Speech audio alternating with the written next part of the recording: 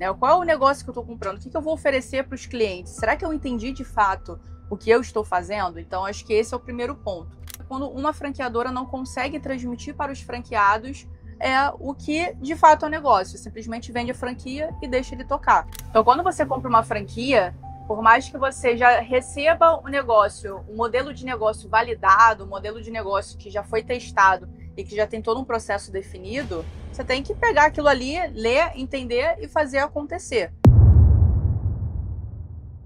Então vamos lá, sejam todos muito bem-vindos e bem-vindas a mais um episódio dos Fora da Curva Podcast. Esse episódio é patrocinado inclusive pela nossa convidada, inclusive pela Multilux também. Mas para apresentar a nossa convidada, antes de começar apresentando, eu quero primeiro falar para você a seguinte coisa. Se você ainda não é inscrito no canal, clica aí em se inscrever para você sempre receber os nossos vídeos, os nossos episódios, inclusive episódios fora da curva, como você está vendo aqui. E para apresentar a nossa convidada, eu quero que ela apresente aqui a nossa convidada de hoje. Vamos lá, meu amor. Fala, pessoal, sejam todos muito bem-vindos a mais um episódio do nosso Os Fora da Curva Podcast. E hoje, mais do que nunca, vocês estão vendo que a gente veio realmente para ser fora da curva. E hoje a gente tem uma convidada que não só ela vai agregar muito para vocês, mas a gente tem uma história pessoal, gente. A minha amiga há mais de 10 anos, eu não poderia trazer uma pessoa melhor para bater esse papo aqui com vocês hoje. Estamos aqui com Bárbara Carvalho.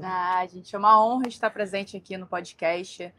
Como a Kate falou, temos uma história pessoal, a gente sempre teve muita sinergia no nosso propósito de vida, nos nossos objetivos de vida. Então é uma honra estar aqui presente nos Fora da Curva, junto com o Naldo também, já tivemos muita troca. É uma experiência assim, incrível e hoje, né, em especial, dentro de uma lancha em alto mar aqui na Barra da Tijuca, no Rio de Janeiro, e sendo patrocinado pela Multilux, empresa a qual eu sou sócia diretora atualmente. Muito bom, muito bom. O papo hoje vai ser um papo bem legal, bem diferente. A gente vai falar sobre o mercado de cotas náuticas, vamos falar sobre a oportunidade de pessoas, inclusive, que já empreendem, já têm uma franquia, o que elas podem fazer para aumentar os resultados. Vamos falar também bastante sobre a oportunidade que existe de estar no mercado do luxo, inclusive, para quem vende produtos high ticket, produtos dos tickets mais altos. Então a gente vai trazer aqui várias visões, várias coisas diferentes para trazer um conteúdo que seja realmente relevante, porque o nosso podcast, como a gente fala, né, ser comum nunca fez história. Então bora começar aqui com algumas perguntas, né? A ideia é a gente externar e começar a falar, bater um papo bem legal aqui, falar sobre o mercado do luxo e também o mercado de cotas. Boa. Eu já tenho aqui uma dúvida pessoal, que com certeza as pessoas que estão aí assistindo a gente também têm, que é assim, amiga, se você olhasse hoje para o mercado, para tudo que você está construindo dentro da Multilux hoje, o que você diria para nós em talvez 3 pontos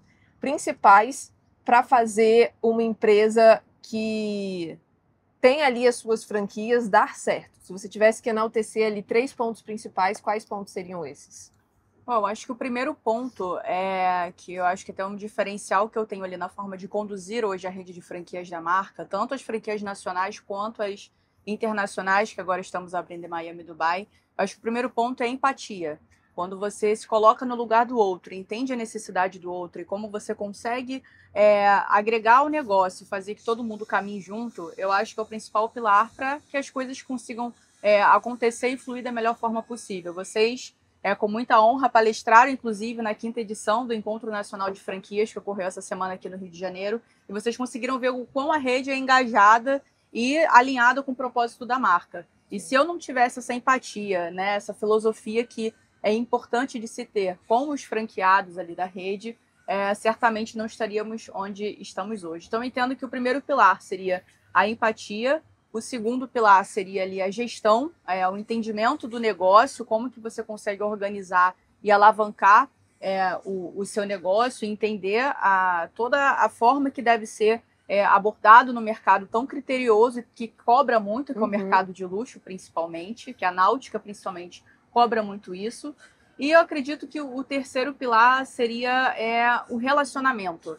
Se você não for uma pessoa que se relaciona com pessoas, que saiba lidar com pessoas, independente da náutica, do negócio em si, qualquer outro negócio que você tenha, certamente você não terá ali o sucesso que é necessário ter ali para alcançar os seus objetivos. Então, empatia, gestão e relacionamento, e é tudo que eu tenho hoje que eu consigo conduzir da melhor forma possível.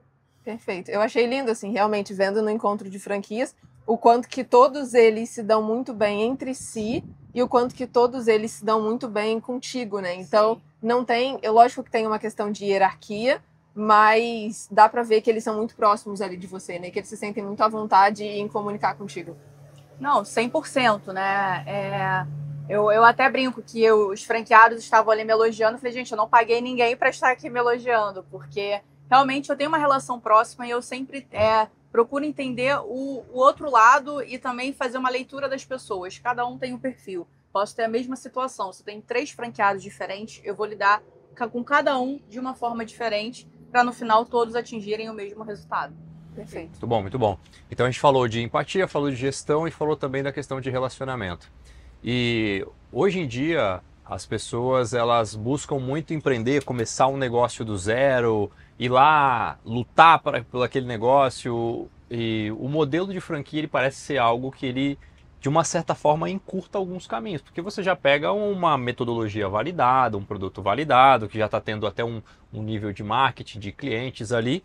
E quando a pessoa hoje, olhando de fora, qual que é um erro muito comum que você acredita, um ou mais erros, que acontecem quando a pessoa ela compra uma franquia, ela comprou a franquia?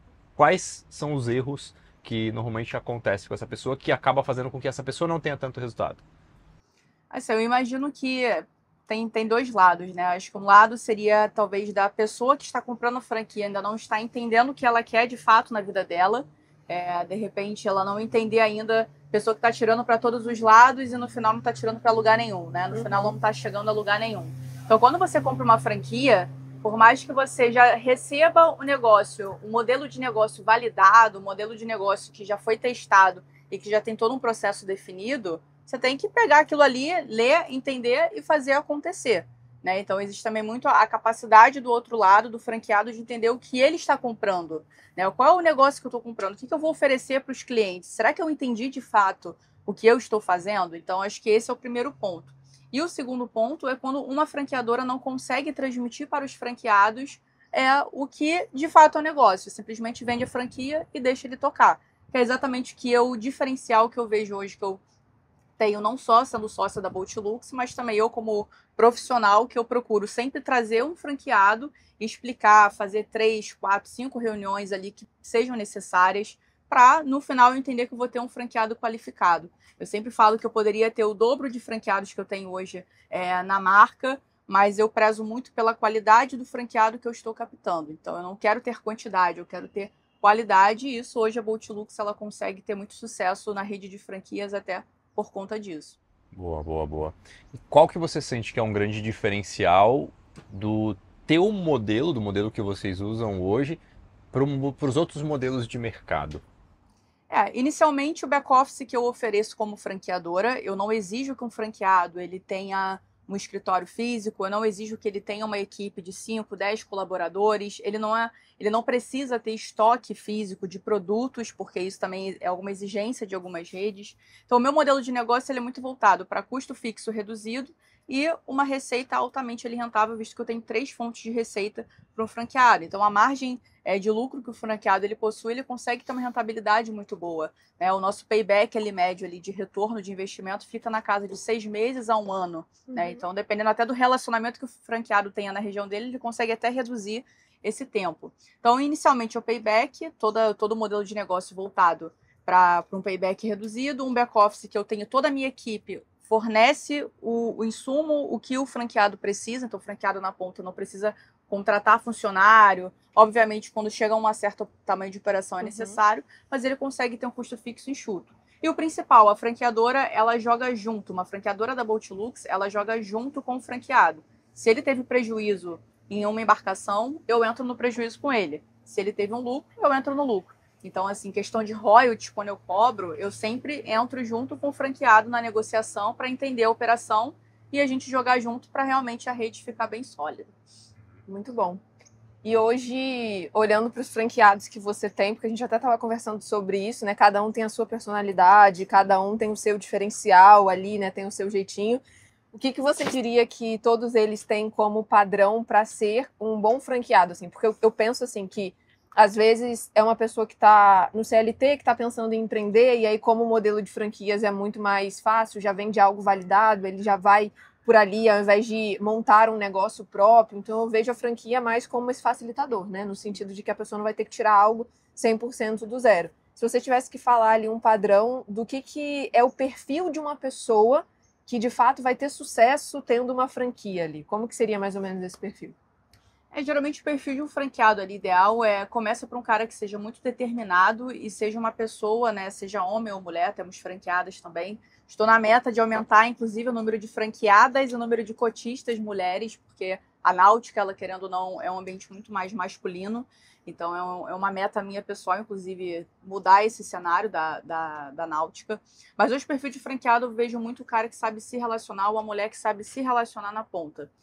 O nosso core business é basicamente administrar embarcação compartilhada. Então, se você pega uma embarcação, por que você vai comprar uma embarcação sozinho para ter dor de cabeça de administrar, investir valores altíssimos para no final você nem utilizar a embarcação?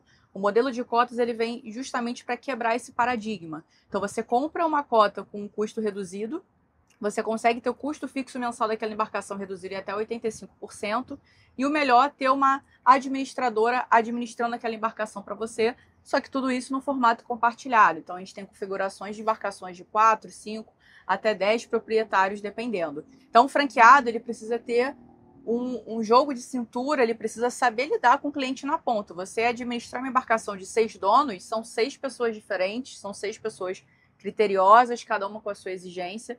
Então eu vejo que é um franqueado que precisa, ou uma franqueada que precisa ter o relacionamento, ter a empatia também, a escuta ativa, a determinação para fazer acontecer e o principal, que todos curtam esse lifestyle que a náutica consegue proporcionar. Uhum. Todos os franqueados, eles também são cotistas, então o nosso diferencial também é esse. Você não é só um negócio, é um lifestyle, é o seu lazer náutico com a sua família. Enfim, você consegue juntar. Boatlux é o hobby. Você não tem que ir para o escritório de terno. Você vem trabalhar aqui. Muitos franqueados reservam a lancha, sentam aqui, abrem o notebook, computador e tá trabalhando. Um blusãozinho igual. Dando risada, dando risada. Eu gosto. É. Tá ótimo. Escritório em alto mar. Eu hoje aqui estou trabalhando, estou gravando podcast. Sim. Maravilhoso para mim. Muito bem, Muito bom. E trazendo um pouco dessa visão, assim, um exemplo, né? Qual que é a diferença do modelo que vocês criaram de franquias para o modelo convencional? Exemplo, eu quero muito franquear a Alfaiataria da Oratória. Eu tenho isso desenhado nos planos para, sem ser no próximo ano, em 2027, tá começando a franquear, de ter ali Aí eu sei que eu vou ter um gasto, que eu tenho que montar uma sede, eu tenho que calcular isso durante o ano que vem todinho, para entender o quanto que isso custa, para que eu possa começar a franquear, né? Eu tenho uma empresa hoje, uma escola, e eu quero começar a franquear essa escola. Que caminho que Qual a visão que você me traria do que eu devo me preparar, por exemplo, para franquear? Acho que inicialmente a gente até na Boatlux a gente fala muito que não ganha, não vence o mais não vence o melhor, vence o mais rápido. Hoje na Boatlux a gente consegue ser o melhor e o mais rápido também, visto o market share que a gente tem de mais de 50% ali do mercado de cotas. Mas inicialmente a Boatlux ela começou estudando a viabilidade e de fato esse plano de, vamos supor, um plano V10, aonde eu quero chegar com a minha marca daqui a 5 anos e daqui a 10 anos. A Boatlux, quando começou em 2012, ela já tinha todo esse processo já tinha ideia de franquear até onde nós poderíamos ir, e é algo que a gente vai estudando ano a ano. Então, inicialmente, é você entender a viabilidade do negócio, o que você vai oferecer de estrutura para um franqueado, e se o perfil de franqueado que você espera para o seu negócio existe no mercado. Porque às vezes a gente desenha um negócio muito atrativo, mas que às vezes aqui no Brasil não vai funcionar, talvez lá fora funcione. Ou no estado que você mora não vai funcionar, mas em outro local funcione. Então, aí você entender a viabilidade, o que você vai oferecer de estrutura para esse franqueado, até para você poder cobrar a royalty dele. Ele tem que ter uma contrapartida para poder... Por que eu vou comprar uma franquia? Melhor abrir sozinho e tentar sozinho. Então, a gente tem que ter um modelo de negócio ali que caminhe juntos e o perfil de franqueado bem estruturado. Porque quando você tem ali, não tem isso definido, qualquer pessoa serve. Então, o seu modelo de franquias a longo prazo ela não se sustenta, porque você tem franqueários diversos que não se conversam, que não se engajam, e isso para uma rede de franquias é péssimo. Hoje a Bootylux, eles têm franquias em quais lugares hoje? Hoje a gente está presente em aproximadamente 18 estados. Então é aqui no Rio de Janeiro, São Paulo, Santa Catarina, Paraná, Bahia, Sergipe, Pará, fica aqui até amanhã falando, né?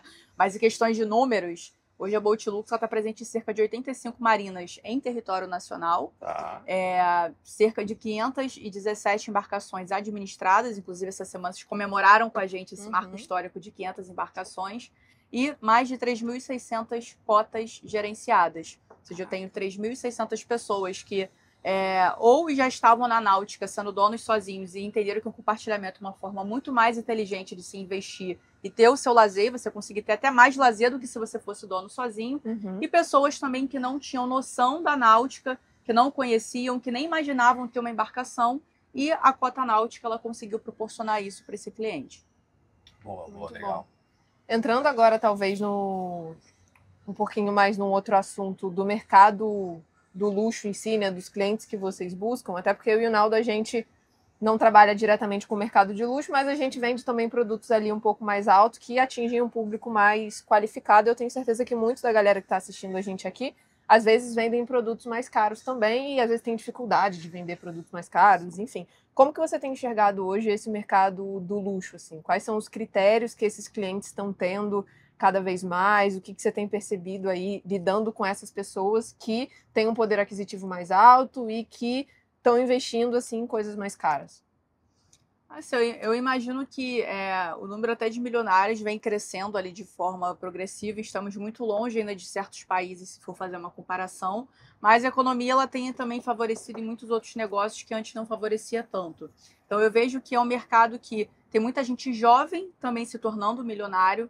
Eu acho que isso é um case excelente assim a nível Brasil mesmo, porque são pessoas jovens, elas tendem a ser de uma geração mais recente, então elas acabam entendendo mais o mercado, não tem tanta barreira, consegue ser mais maleável. Antigamente tinha muito perfil, o cara que é milionário, a mulher que é milionária já é uma pessoa 50 a mais. Então acaba tendo uma certa barreira até mesmo para entender o que é uma cota náutica, o que uma empresa administrando, o que seria isso, e já cria uma ressalva. Então eu vejo que esse perfil ele tem mudado bastante. O modelo de cota que a Boatylux proporciona hoje, por exemplo, não é um modelo que não existe em lugar nenhum no mundo, mas temos modelos similares em outros países. Então, isso também acaba sendo um facilitador que a gente consegue trabalhar melhor com esse perfil de consumo. E, assim, o ramo de multipropriedade em geral vem crescendo bastante, não só em questão de embarcação, mas de carros de luxo, de imóveis de luxo, aeronaves. Então, o consumidor, a pessoa que é milionária, ela está entendendo que a multipropriedade faz muito mais sentido. Sim. Né? Então, a gente, por exemplo, está numa lancha agora 33 pés, avaliada ali na casa de 700, 800 mil reais, que a cota dessa lancha, numa configuração de 8 donos, é 90 mil, aqui na Barra da Tijuca.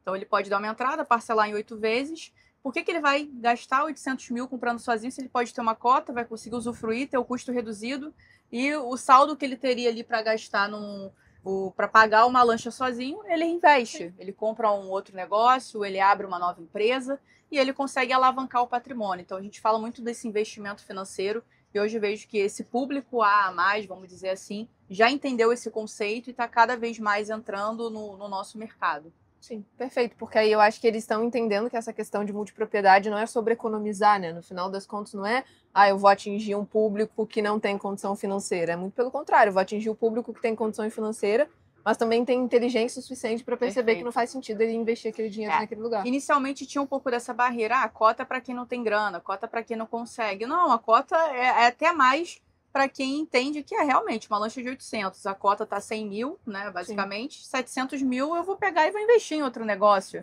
Sim. Aí eu vou conseguir ter uma cota. Às vezes ele prefere investir 200 mil e ter uma cota até de uma embarcação maior do que comprar uma embarcação menor para ser sozinho. Sim. Então, a gente fala ali da democratização do acesso à náutica, certamente é um público que a gente também alcança, mas também é um público que é para investir de forma inteligente, né? No final, você consegue alavancar patrimônio e crescer da mesma forma.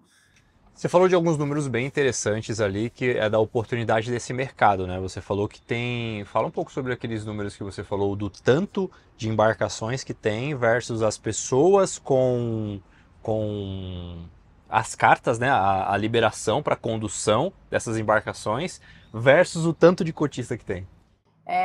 Assim, a gente fez uma pesquisa recente. No Brasil, temos cerca de 1 milhão de embarcações registradas. Hoje a Boatlux tem cerca de 517 embarcações. Ou seja, eu tenho ali um gap ali surreal, né? Vou fazer a conta aqui rápida, que esse é o mercado que eu ainda preciso atingir. Né? Eu falei aqui que eu tenho 3.600 cotistas. A gente fez uma análise, temos cerca de 1 milhão e 300 mil pessoas que possuem habilitação náutica. E cadê essa galera para comprar cota? Onde que eles estão? Porque é um público que ainda tem um caminho longo, né, para ser atingido. E quando eu falei até sobre o plano ali V10, onde eu quero chegar a minha marca há 10 anos, é exatamente isso. Analise números, veja a viabilidade. Você tem demanda para as pessoas comprarem o seu produto, que você vai oferecer para um franqueado vender na ponta? Hoje eu tenho plena convicção que sim. Galera, eu tenho aqui 1 milhão de embarcações registradas, tem mais de 1 milhão de pessoas habilitadas. Mercado para vocês tem, agora vocês saberem como conduzir, como chegar, e eu tô junto com vocês montando estratégia para chegar até lá. Tem esse ponto que tu falou dos números, eu acho bem interessante falar bastante de números. Nós temos alguns programas de mentoria, programas de consultoria, e o que eu me pego muito, que eu vejo que é um erro muito comum dos empresários e empreendedores, principalmente, vou falar do nosso mercado, que é o mercado de venda de educação, né, do mercado de educação, de venda de conhecimento. O erro muito comum é a pessoa não controlar os números e não ir de encontro ao que ele está vendo de números. Exemplo, vou trazer um exemplo. Nós temos um processo de vendas muito claro que a pessoa precisa chamar pelo menos no mínimo 10 pessoas para que uma pessoa a responda, para que ela tenha uma oportunidade de falar do produto ou do serviço dela. E tem muitas pessoas que eu vejo que cometem um erro muito grande, que é não executar isso durante os primeiros 30 dias. Então, a gente começou a confrontar alguns mentorados e perguntar: cara, deixa eu dar uma olhada um pouquinho de perto. Estou vendo aqui que tu não está tendo resultado. Vamos olhar um pouco os números. Aí, observando os números das pessoas, tá, em 30 dias, quantas pessoas você chamou para poder falar sobre o seu produto? Ah, chamei 5 pessoas. Cara, mas em 30 dias você chamou 5 pessoas para vender um produto ou serviço e você não está tendo resultado, e você acha que o problema é com você, com o mercado? Então, é justamente esse ponto, que existem, às vezes as pessoas falam assim, cara, o mercado está super saturado, não, que o mundo digital está saturado, vários mercados estão saturados. Pô, há quanto tempo existe o mercado náutico? Há muito tempo. E olha o poder que tem os números, o poder de você entender um pouco mais a fundo os números e ir lá e executar alguma coisa. Então, eu acho bem interessante. Quando vocês trouxeram os números, eu falei, cara, é um oceano azul. Inclusive, a gente não estava observando que é um mercado para a gente também poder entrar. Não, perfeito. E é um negócio assim, muito sustentável, né? Quando você estrutura uma franqueadora, você tem que pensar muito a longo prazo na sustentabilidade do negócio. E a gente consegue realmente, quando a gente começa a analisar números, recentemente a gente deu até uma virada de chave ali, né? A gente imaginou chegar até aqui, mas vimos que dá para chegar até ali na ponta. Então a gente está sempre se ambientando, se atualizando, e aí fica como uma dica, você querendo franquear, é exatamente isso, é você entender que o negócio ele tem que ser altamente escalável, e o diferencial de uma franqueadora é exatamente esse, é você conseguir dar toda a munição para o franqueado e estar próximo dele, ser empático àquele franqueado, né? Então, a gente tem muitas redes de franquias que, tenho 500 franquias pelo Brasil, mas será que são franquias que estão sendo saudáveis? Será que a longo prazo elas vão conseguir se sustentar? Será que vai fazer sentido? E hoje o que eu estou vendendo aqui, a gente até brinca, nós vendemos sonhos, né? Vendemos experiências. Eu não vendo só um produto. Eu não quero chegar aqui que ele está aqui vindo comprar uma cota. Não. Eu estou vendendo uma experiência que ele pode ter com a família dele, experiência que ele pode ter com amigos. Hoje mesmo está um dia nublado, já choveu, estamos aqui num dia super agradável aqui. Em Santa Catarina, que faz mais frio, casais saem, em vez de estar frio, mas saem com a lancha para jantar dentro da lancha, tomar um vinho, curtirem. Ou então sai ali com a lancha, mesmo tempo assim, mas está tendo uma festa em alto mar, em algum local ali em Angra, no Guarujá. Vai lá também, curte um pouquinho e volta. Então eu vendo todo esse ambiente, e certamente assim, para a nossa saúde hoje em dia, que é tanta correria, tanto trabalho, para nossa saúde mental faz total diferença. Total. Muito bom. E se você tivesse que falar, por exemplo, talvez um gap hoje que alguns franqueados de todos os nichos e também do seu que você tem mais proximidade ainda não estejam enxergando, no sentido de, por exemplo, a gente foi lá, deu a palestra porque você falou pra gente que ainda tinha espaço de ensinar para eles sobre digital, né? Então eu vejo que as franquias em si, independente do nicho, elas focam muito no produto, que é justamente o que você falou, né? Então ainda existe essa questão de que eu vou focar no produto, e aí vai no digital, posta foto do produto, faz um videozinho do produto, mas não entendem que no final das contas ainda não é só sobre o produto, é sobre a experiência, né? Exatamente. Então o gap, por exemplo, do digital é uma questão que essas pessoas ainda estão, todas as franquias no geral, eu acho que ainda estão entendendo. Você percebe ainda outros gaps que, olhando para o mercado de franquias, olhando para pessoas, empresários que têm franquias, coisas que eles ainda não internalizaram tanto, ainda estão muito engessados em determinados aspectos? Eu acho que vai muito assim, de você entender o mercado que você está inserindo, né? Então, até quando eu falo sobre escolher o franqueado, eu tenho que entender o perfil dele e ver se de fato ele consegue ver que é tudo dinâmico, né? Hoje, o que está dando certo hoje, amanhã pode não estar dando mais certo, né? O que durante a pandemia muitos negócios quebraram, o meu negócio ele cresceu absurdamente, né? As pessoas não podiam viajar, Sim. não podiam fazer nada, iam para lancha andar de lancha. Perfeito. Mas que teve ali um bloqueio e tudo mais, a Maria por um tempo ficaram proibidos, depois liberou para andar com metade da capacidade das pessoas, mas dava para sair. Então ali é você entender e se adaptar com o que o mercado tá demandando, né? Hoje, por exemplo, marketing digital. Quem realmente não está inserido no marketing digital, não fazendo um bom posicionamento de marca, tá perdendo dinheiro. Se você não entender os seus clientes ali na ponta, a gente tem uma recorrência de sempre fazer pesquisa de satisfação com os cotistas das franquias, né? Então eu vou lá e olho.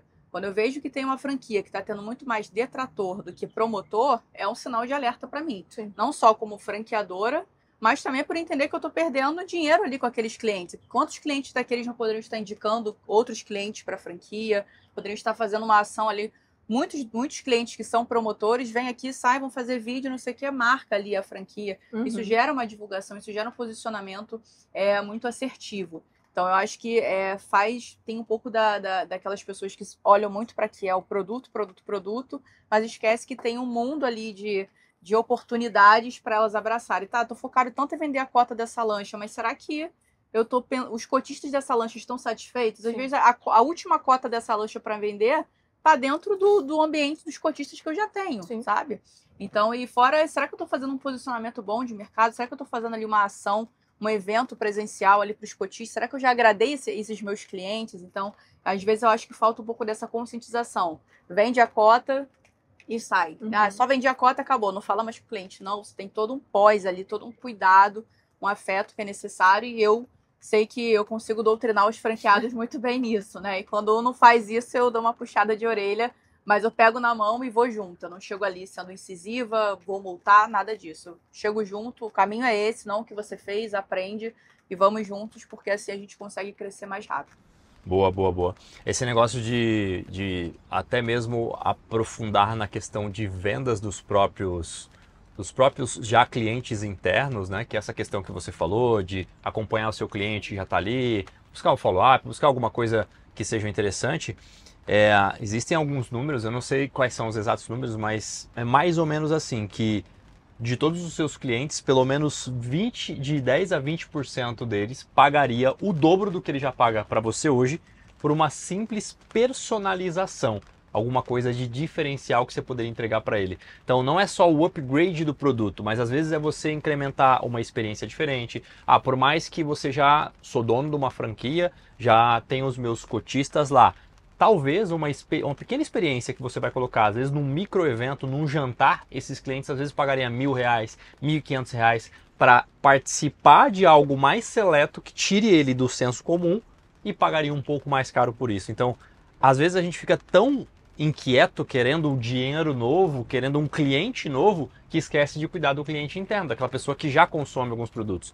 Por que eu digo isso? Hoje nós temos dentro da empresa uma cadeia de produto que começa em R$67 e tem clientes que pagaram R$67 e avançaram para um produto de 35 mil.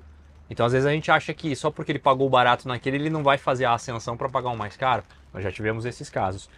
E fazendo uma virada no assunto, como que você descobriu que você queria entrar pro meio náutico? Cara, a nossa história até minha e da Kátia, somos amigas, como ela falou no início, somos amigas, então nós começamos na faculdade de nutrição. Eu sempre enxerguei um lado muito resolutivo da minha parte, até pela minha questão de vida pessoal mesmo. Meu pai, ele ficou doente, muito novo, então eu era muito nova, pré-adolescente, comecei a lidar com diversas situações ali, que para a idade que eu tinha, 13 anos na época, eu realmente era algo muito absurdo de eu estar vivenciando. Então eu tive que criar uma maturidade emocional desde muito nova. Então eu sempre fui uma mulher muito da ativa, sempre fui muito ali ligada ali nos ambientes, eu sempre entendi, até em algumas experiências que eu tive voltadas ali para a área de nutrição, de gestão mesmo, dentro de cozinha, onde a gente tinha que fazer ali pratos para cerca de 600 pessoas ali num período de 2 horas, sabe? Então, assim, eu vi ali, eu aprendi muito sobre gestão e eu vi que tinha esse lado executivo. E aí, eu, passando o tempo ali, entrei na Bolt Lux com uma função muito mais administrativa, mas não só eu ali na Bolt Lux, como os sócios, né, e diretores que já existiam na época, entenderam que eu poderia ali realmente agregar muito mais do que eu já agregava. E quando eu entrei na Bolt Lux, eu já vi ali esse ambiente de náutica. Eu não vivenciava muito a náutica, já tinha saído em lanche de amigo e tudo mais, mas não era algo que eu via como referência. Mas quando eu entrei na Bolt Lux, eu já apaixonei pela primeira vez. E aí dali foi quando realmente eu comecei a crescer. E toda essa minha expertise, né, e tato que eu tive com os franqueados na época foi onde fizeram eu hoje ser sócia da empresa, ser conselheira da empresa e ter uma relevância ali altamente significativa dentro do negócio. Agora, nesse desafio pessoal de internacionalizar a marca, não é fácil. Você querendo franquear o seu negócio, se pensa em internacionalizar, é algo que não pense agora, mas tenha dentro do seu objetivo, que uma virada de chave muito interessante, mas que é um desafio extremamente assim, comprometedor também, porque se você anuncia que está internacionalizando, mas não dá certo, para a marca isso pode gerar um certo burburinho, pode gerar um certo... Tudo que você construiu aqui no Brasil, mas vai ficar marcado que você tentou internacionalizar e não deu certo. Uhum. Então, saiba o momento certo de internacionalizar, saiba o momento certo de cobrar um franqueado na ponta, saiba o momento certo de chegar junto e montar estratégias ali com o franqueado. E aí, com todo esse meu tato, né? Eu também fui muito bem recebida por todos eles. A paixão por náutica, ela só aumenta a cada dia, né? Boa, boa. E aí? Muito legal. Pergunta. Muito bom. Essa história eu já meio que sabia, né? Pela metade. Eu lembro quando ela falou comigo que estava indo... Não lembro se era uma entrevista de emprego, se era conversar com eles. Eu lembro exatamente desse dia. Muito legal. Você falou sobre internacionalização de empresas. Só para a gente, talvez, já ir se encaminhando para o final, mas a gente estava escrevendo... Eu estava entendendo um pouco mais do teu negócio ontem mesmo, assim, né? Além de tudo que a gente já conversa. E eu vejo que hoje em dia está na moda, né? Falar sobre internacionalização de não só de franquias, mas de empresa no geral, Sim. Né? E o que você tem percebido hoje de maiores desafios, assim, agora nesse processo que vocês já internacionalizaram, vocês já estão em Miami, já estão em Dubai, tenho certeza que vão para vários outros países em breve. Qual tem sido, talvez, os 3 maiores desafios ali que vocês têm enfrentado nessa jornada? Eu acho que inicialmente é o choque cultural que existe nesses países, né? Aqui a gente vê, né? Comparar a sociedade brasileira com a sociedade americana, com a sociedade árabe, né? Que é o que predomina ali, né?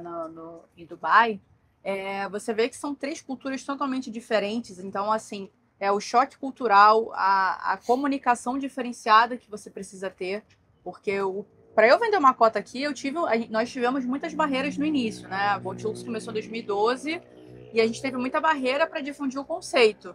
Hoje a gente brinca que a gente está tendo que fazer isso tudo de novo. Uhum. Né? Então, isso não só na Bolt Lux, como qualquer negócio. Né? Então, isso foi um grande aprendizado que eu consigo até replicar. Esse aprendizado em qualquer outro negócio que chegue até mim, eu consigo mostrar isso que... Não, vamos lá. Primeiro, estudar a viabilidade do mercado, as pessoas com quem você está se comunicando. Será que elas realmente são pessoas que vão comprar meu produto? Porque, por exemplo, hoje nós vendemos cota de jet ski aqui no Brasil. Lá em Miami, em Dubai, jet ski é um acessório de uma lancha.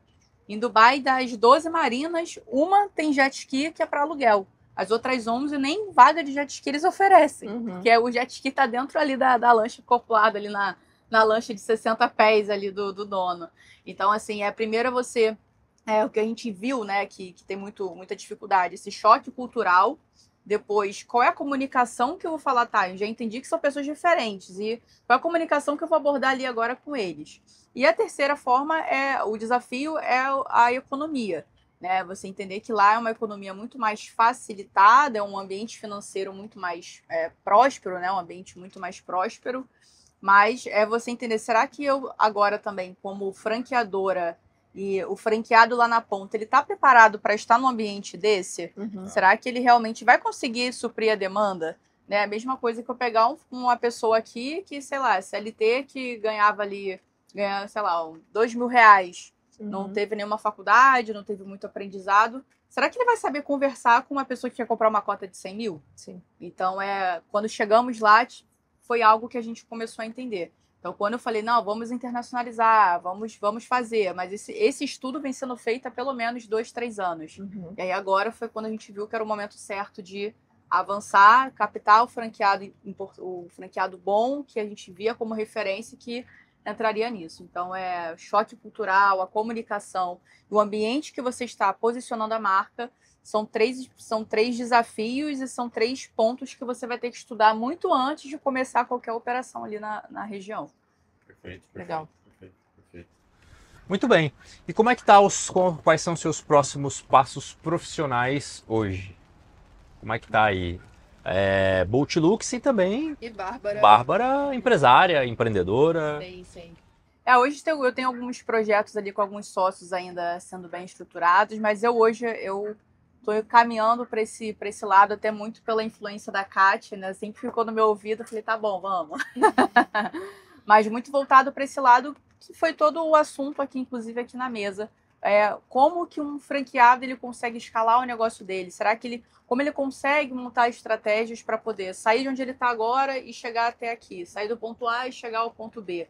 Então, hoje, estamos estruturando junto com vocês, inclusive a mentorada de vocês, uma mentoria justamente voltada para um franqueado que ele, vamos dizer assim, não sabe para onde ele está indo, não sabe para como ele vai, e eu consigo pegar esse franqueado e justamente levar ele para um outro ponto, enfim, aumentar o faturamento, a gente consegue reestruturar todo o negócio, e isso vai muito pelos cases de sucesso, até mesmo internos, que eu tenho hoje. Então, hoje eu estou como uma meta profissional para 2026 de fato eu conseguir pegar todo o meu aprendizado e realmente ensinar a pessoas que estão começando a pensar em comprar uma franquia ou que já possuem uma franquia em realmente conseguir alavancar o seu próprio negócio. E isso é excelente porque é uma forma de ajudar, de servir, também de movimentar o mercado, as pessoas prosperarem, porque eu acho que é esse o caminho que tem que ser, né?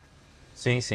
Conta até rapidinho aí como é que foi aquele negócio daquele dono, não sei se ele já tem uma franquia, mas o das bikes elétricas que você falou lá.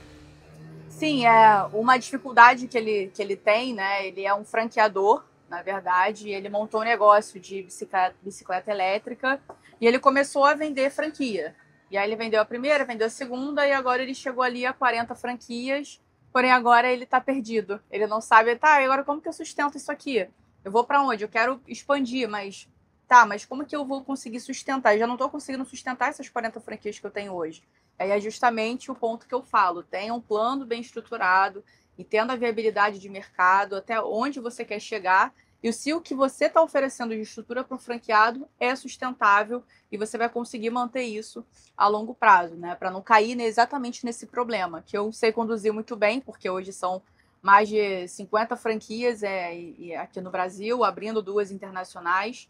Então, é algo que eu consigo estruturar e entender de como manter ali o padrão da marca, como todo mundo ser engajado, como reestruturar e montar estratégias ali de alavancagem para que o negócio ele seja altamente sustentável e não caia nisso de um franqueador montou uma marca excelente, perfeito, conseguiu vender 40 franquias em 2 anos, ou seja, você vê que tem procura, que tem demanda, mas agora ele não sabe como sustentar e como manter. Então eu estou aqui para conseguir mudar isso também e fazer todo mundo crescer junto. Boa. Maravilha. No final do nosso podcast, a gente sempre, em todos os nossos episódios, a gente sempre tem uma pergunta, porque afinal de contas o nome do nosso podcast é os Fora da Curva podcast. Sim. Então, na realidade, para ti hoje eu tenho 2 perguntas. Primeira delas, o que faz uma franqueadora ser fora da curva e o que faz um franqueado ser fora da curva. Tá. Franqueadora fora da curva é quando tem a Bárbara Carvalho no conselho. Ficou fácil essa. Aí já tá explicado. Mas eu acho que uma franqueadora fora da curva é aquela que, como eu falei, tem empatia pelo franqueado na ponta. Se o franqueado ele chega e te apresenta um problema, você não tem que simplesmente, mas o contrato de franquia tá aqui. Então, já que você não tá me gerando resultado, me dá a franquia que eu tomo de você e vai embora. Imagina uma pessoa que está começando a empreender, às vezes a pessoa ela tinha um cargo até ali no CLT de 15, 20 mil por mês, conseguiu juntar um dinheiro para pagar a taxa de franquia de um negócio, e aí qualquer deslize, que às vezes nem é um deslize tão grande assim na marca, uma franqueadora chega e toma a franquia e ele fica ali perdido, tendo que começar tudo do zero. Então, acho que uma franqueadora fora da curva é a franqueadora que, de fato, ela entende o lado do franqueado, ela chega junto, ela tem empatia e ela monta estratégia junto porque ela entende que se um franqueado ele não gerar resultado, essa franqueadora também não vai gerar. Então, se eu tenho franqueados que estão quebrando, a franqueadora vai quebrar também no final das contas. E acho que um franqueado fora da curva é um franqueado que é o cara que é determinado, franqueado que ele pensa fora da caixa. Ele entende que ele está comprando um negócio que já está bem estruturado, mas que ele enxerga aquilo ali além de um negócio, que ele enxerga aquilo ali de fato como um propósito, como objetivo. É o cara que entende toda a filosofia da marca. A gente, de fato, já tivemos pessoas que falaram, cara, eu tenho dinheiro aqui para comprar a taxa de franquia à vista. Mas você via nitidamente que ele não estava entendendo nada do que ele ia ter que fazer. Ele não estava entendendo nada, era simplesmente mais um negócio para ele. Esse franqueado eu não quero um cara que vai chegar, ele poderia, ótimo, pagar 170 mil à vista numa taxa de franquia. Mas isso não vai me gerar retorno a longo prazo. Então, acho que é um franqueado que ele entende o valor do negócio e ele já sabe que aquilo ali vai ser algo que ele vai poder colher frutos ali no futuro, enfim, né? Muitos pensam até deixar como herança para os filhos, enfim. Então, acho que é um franqueado que ele tem propósito e o propósito dele pessoal está alinhado com o propósito da marca também. Perfeito. Fechou? Muito bom, fechou. Então, esse foi mais um episódio dos Fora da Curva Podcast, com esse cenário maravilhoso, com um balanço, com um jet ski passando de fundo, com chuva, com um monte de coisa e com esse cenário lindo e maravilhoso que vocês estão vendo aqui. Então, fechamos? Se você ainda não é inscrito no canal, se inscreva, deixa seu comentário aqui embaixo, coloca qual que é o próximo cenário que você quer ver, vai ver você dar ideias pra gente, ideias inclusive de convidados. Deixa aqui embaixo o que você achou desse nosso episódio. Todos os nossos Instagrams e outras redes sociais, tanto minha, do Naldo, do podcast, da Bárbara, estarão aqui embaixo na descrição do vídeo. Um beijo e até o próximo Fechando episódio. com a nossa frase, ser comum nunca fez história. Valeu. Isso aí. Muito obrigada. Até mais. Valeu.